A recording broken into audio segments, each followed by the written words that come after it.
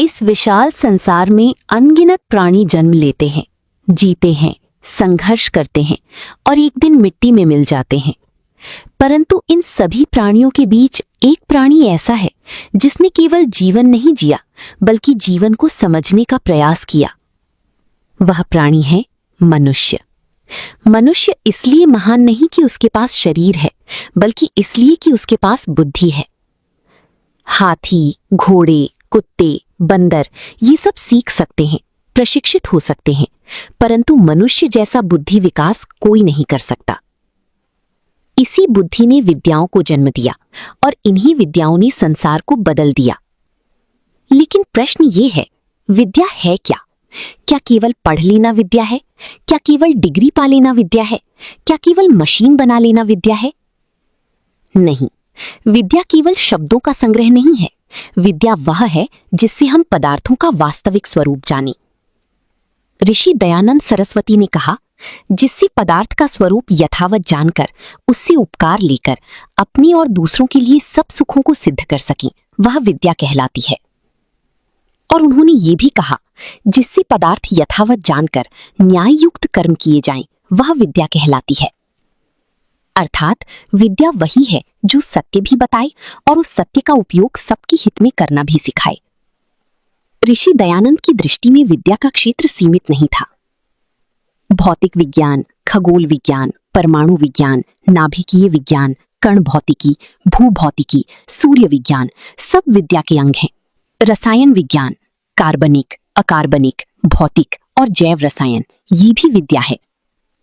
प्राणी विज्ञान, वनस्पति विज्ञान, चिकित्सा विज्ञान, शरीर रचना, पशु पक्षी विज्ञान सब विद्या है। पर्यावरण विज्ञान, मौसम विज्ञान, भूगोल, अर्थशास्त्र, राजनीति, समाजशास्त्र, भाषा विज्ञान, सूचना तकनीक ये भी विद्या के क्षेत्र हैं। उद्योग, व्यापार, युद्ध विज्ञान, समुद्र विज्ञान, संगीत और ललित कलाएं ये सब भी मनुष्य की विद्या यात्रा का हिस्सा हैं। परंतु ये सब केवल आधी विद्या है। विद्या का दूसरा आधा भाग है चेतन तत्व का विज्ञान। ईश्वर, जीवात्मा, मन, प्राण, धर्म और जीवन के प्रयोजन का विज्ञान। जब जड़ पदार्थों का विज्ञान और चेतन तत्व का विज्ञान मिलते हैं, तभी विद्या पूर्ण होती है। केवल सिद्धांत जान लेना विद्या नहीं है। यदि ज्ञान का उपयोग प्राणी मात्र के हित में न हो, तो वो विद्या नहीं, अविद्या बन जाती है। पहले ज्ञान हो, फिर प्रयोग हो, फिर परीक्षण हो, फिर ये देखा जाए कि उसका परिणाम सबके लिए हितकारी है या नहीं, तभी वो ज्ञान विद्या के पथ पर प्रतिष्ठित हो सकता है। दुर्भाग्य से आज संसार इस यथार्थ विद्या से बहुत दूर चला गया है।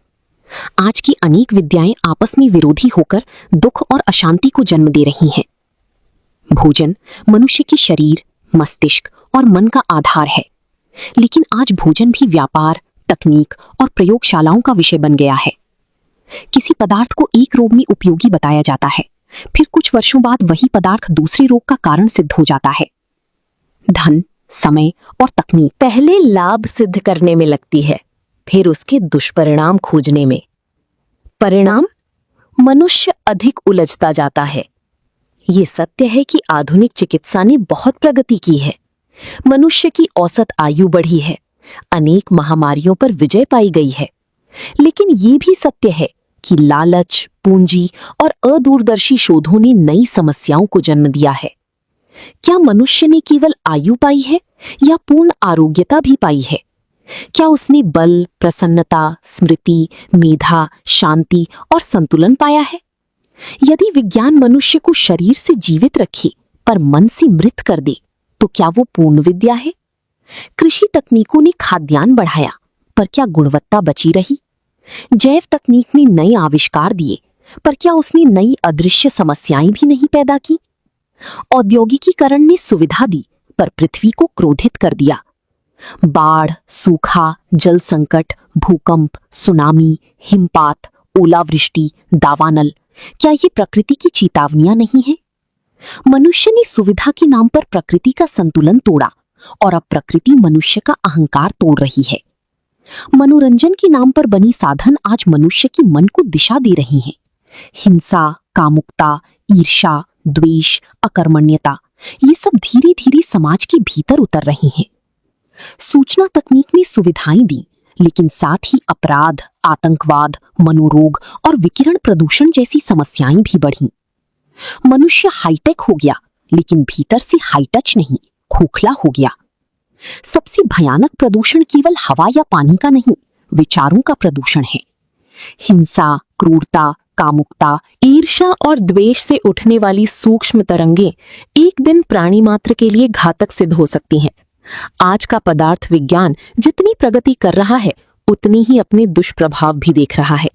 वो सुविधाओं की मृग तृष्णा में दुविधाओं को बुला रहा है। मनुष्य सुविधा का आदी हो चुका है। अब वो सुविधा छोड़ना चाहता भी है तो छोड़ नहीं पाता। वर्तमान विज्ञान उस चंचल बच्ची जैसा है जो अल्प ज्ञान में खेल शुरू करता है और जब समझता है कि खेल खतरनाक है तब रुक नहीं पाता। इसी प्रकार अपूर्ण ज्ञान और सुख सुविधाओं की असीम आसक्ति से मनुष्य अपनी ही विनाश का जाल बुन रहा है। चेतावनी स्पष्ट है, दिशा बदलो, अन्यथा पश्चाताप के अतिरिक्त कुछ हाथ नहीं लगेगा। पर इसका अर्थ ये नहीं कि आधुनिक विज्ञान को बंद कर दिया जाए। न ही ये कहा जा रहा है कि मनुष्य जंगलों में लौट जाएं, घास फूस पर सोएं, पशु पक्षियों को ही गुरु बना लें। न ये कहा जा रहा है कि सारी राज व्यवस्थाएं उखाड़ फेंकी जाएं। समस्या विज्ञान नहीं है, समस्या है अपूर्ण विज्ञान। समस्या विकास नहीं है, समस्या है चेतन तत्व की उपेक्षा करके किया गया उपभोक्तावादी विकास। जब विज्ञान आत्मा को भूल जाता है तब सभ्यता चमकती तो है, पर भीतर से सड़ने लगती है। विद्या की शाखाओं में समन्वय और नियमन आवश्यक है।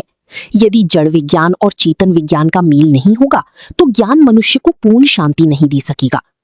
आधुनिक भाषा में जड़ पदार्थों के ज्ञान को विज्ञान कहा जाता है और चेतन तत्व की विज्ञान को धर्म कहा जाता है। परंतु धर्म का अर्थ संप्रदाय नहीं है। धर्म वह नियम है जो जीवन को सत्य, न्याय और कल्याण से जोड़ता है। अंग्रेजी का रिलीजन शब्द धर्म का पूर्ण समानार्थी नहीं है, वो अधिकतर संप्रदाय को व्यक्त करता है। अल्बर्ट आइंस्टाइन ने कहा था, धर्म के बिना विज्ञान लंगड़ा है और विज्ञान के बिना धर्म अंधा है। उन्होंने ये भी कहा कि विज्ञान के सुंदर विचार गहरी आध्यात्मिक भावनाओं से उत्पन्न होते हैं। ऋषि दयानंद ने कहा, धर्म का रक्षक विद्या ही है, क्योंकि विद्या से ही धर्म और अधर्म का बोध होता है। जैसे आंखों वाला मनुष्य कुएं में नहीं गिरता, वैसे विद्वान सत्य और असत्य को पहचान सकता है। प्राचीन वैदिक भारत में विद्या का स्वरूप समग्र था। वहां ज्ञान केवल पूजा तक सीमित नहीं था और विज्ञान केवल पदार्थ तक सीमित नहीं था। देवर्षि नारद ने महर्षि सनत कुमार के सामने अपने अध्ययन का वर्णन किया। उन्होंने कहा, मैं ऋग्वेद, यजुर्वेद, सामवेद और अथर्ववेद पढ़ चुका हूँ। इतिहास, पुराण, व्याकरण, निरुक्त, छंद, शिक्षा, कल्प, इनका भी अध्ययन किया है। गृह विज्ञान, आयुर्वेद, कृषि विज्ञान, गणित, मौसम विज्ञान, अर्थशास्त्र, ये सब भी जाना है। तर्कशास्त्र, विधि शास्त्र, नीति शास्त्र, देव विद्या, ब्रह्म विद्या और भूत विद्या भी सीखी है। युद्ध विज्ञान, अस्त्र शस्त्र विद्या, नक्षत्र विद्या, खगोल विज्ञान, सूर्य और तारों का विज्ञान, सबका ज्ञान प्राप्त किया है। सर्प, वन्य प्राणी, शिल्पशास्त्र, तकनीकी, संगीत और ललित विद्याएं भी पढ़ी हैं।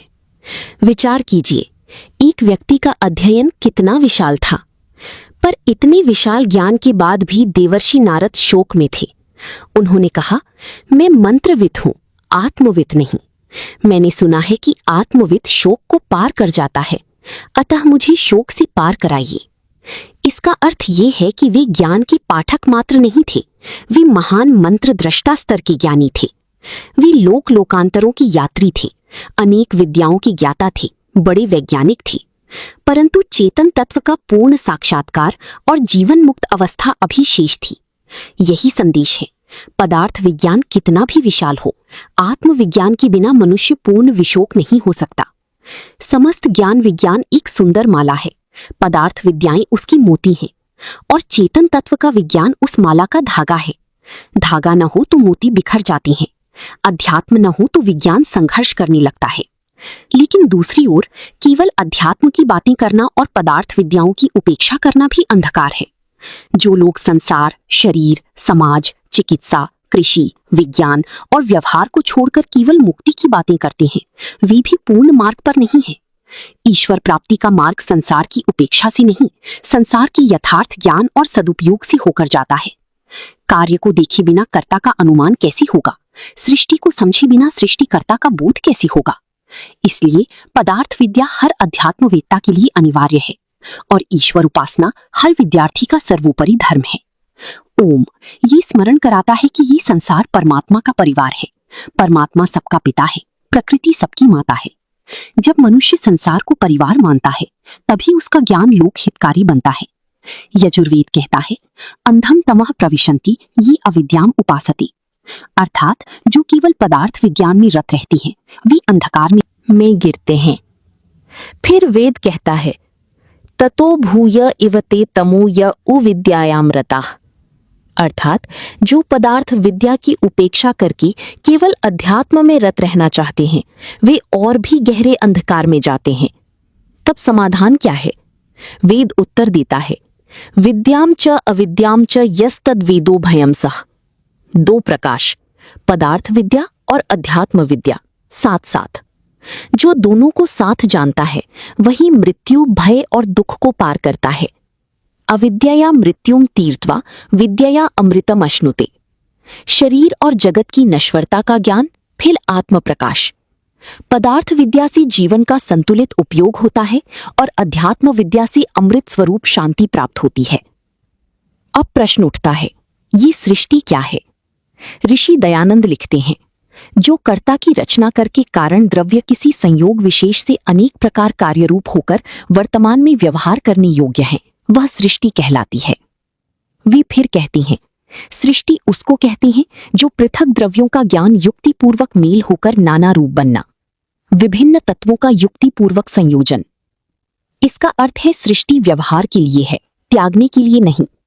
संसार की सूक्ष्मतम कणों से लेकर विशाल लोक लोकांतरों तक सबका यथार्थ विज्ञान आवश्यक है। यही सृष्टि का प्रयोजन है। जानो, समझो और सर्वहित में उपयोग करो। सृष्टि किसी कारण पदार्थ से बनी है। वह कारण पदार्थ अनादि और अनंत है। अभाव से भाव की उत्पत्ति नहीं हो सकती। शून्य से कुछ भी उत्पन्न नहीं होता। महर्षि कपिल ने कहा ना वस्तुनो वस्तु सिद्धि। श्री कृष्ण ने गीता में कहा ना सतो विद्यते भावो ना भावो विद्यते सतः।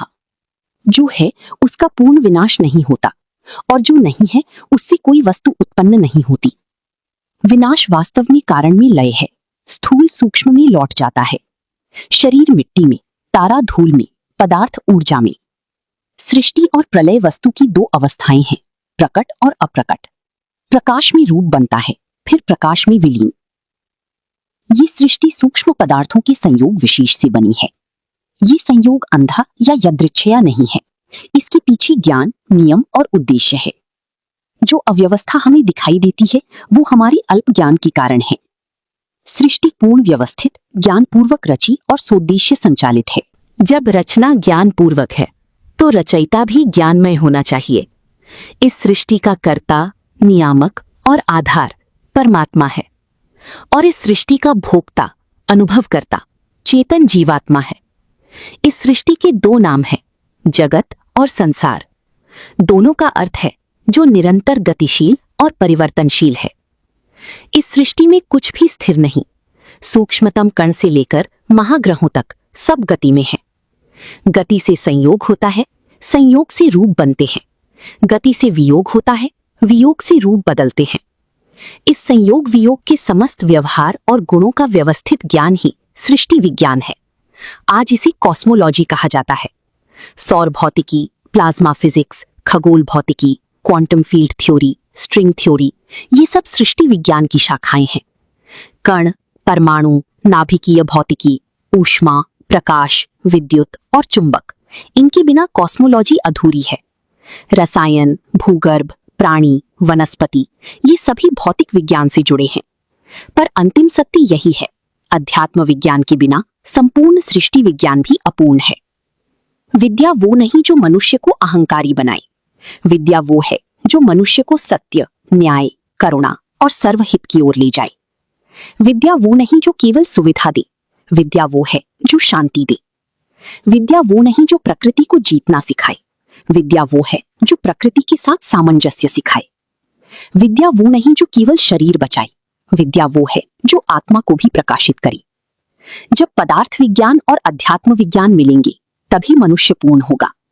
तभी तकनीक निरापद होगी, चिकित्सा सर्वहितकारी होगी, राजनीति न्यायपूर्ण होगी, अर्थव्यवस्था शोषण रहित होगी। तभी मानव केवल जीवित नहीं रहेगा, सच में जीना सीखेगा।